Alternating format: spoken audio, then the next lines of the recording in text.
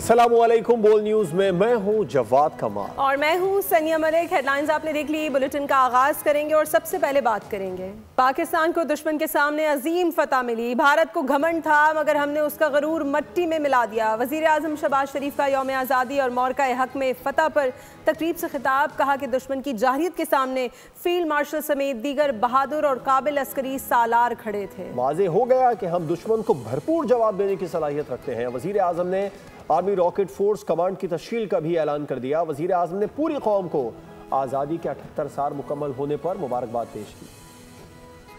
हमने इस जश्न आज़ादी को मार्का हक का नाम दिया है।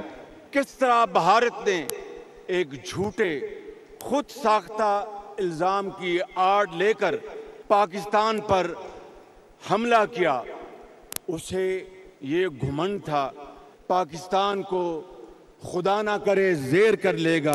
सिर्फ 4 दिन के अंदर भारत का गरूर मट्टी में मिल गया, क्योंकि उसका सामना उस जरी फौज से हुआ जिसकी पुश्त पर सिपा सलार फील्ड मार्शल सैयद आसिम मुनीर बहादुर और काबिल अस्करी सालार खड़े थे, जिन्होंने भारत को तारीख का वो सबक सिखाया जो उसकी आने वाली नस्लें भी क़यामत तक याद रखेंगी।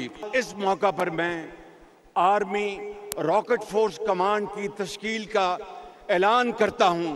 78 साल मुकम्मल होने पर मैं आप सबको दिल की अथाह गहराइयों से मुबारकबाद पेश करता हूं। सब्सक्राइब करें और बेल दबाएं ताकि कोई खबर रह न जाए।